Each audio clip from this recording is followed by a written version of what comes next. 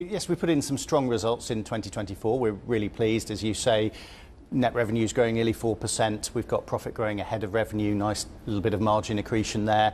We're particularly pleased about all the operational things we've been doing because we've been transforming the business.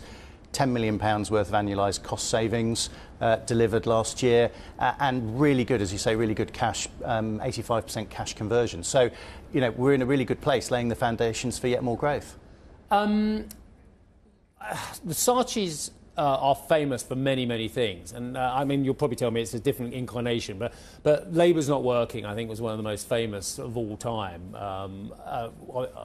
when Margaret Thatcher came in.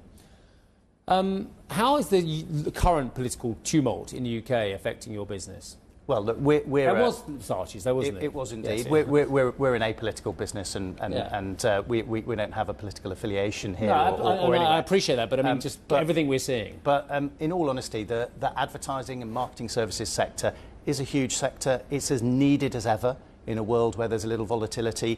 Brands need to grow. They need to encourage consumers in. So the sector will be robust.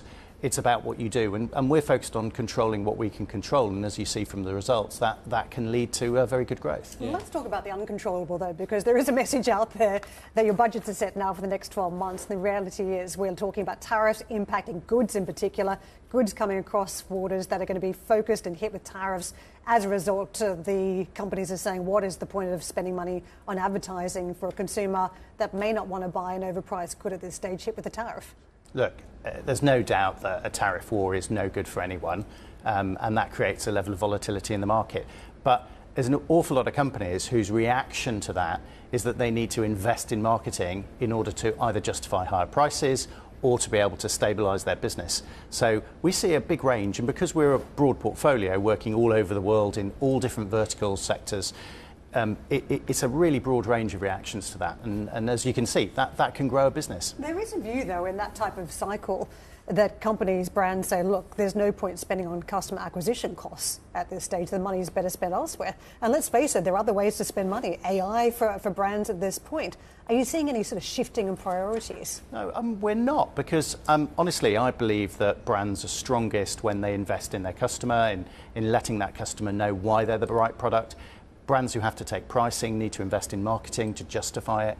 So despite turbulent times, there's plenty of investment in the market. Can you get into how purpose-led brands are? Because I think it's such a fascinating conversation.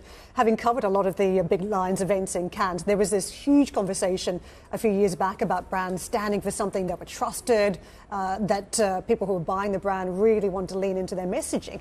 But now we have a Trump administration where any of this type of messaging is seen as woke, which is put into a category over here, and brands do not want to be called out in a highly political environment. So how is the messaging changing from brands that wanted to be purpose-led? Look, a brand is a trust mark. That's what it is. But what matters is understanding who your audience is, who your target consumer is, and reflecting how those consumers are. Brands that have gone wrong with purpose have started to talk about things that their consumers don't care about. And brands that do it right are ones who really understand their audience and are able to talk their language. So that's what we talk about. At M&C Saatchi, we talk about cultural power for brands. And cultural power means really understanding your audience and what they care about.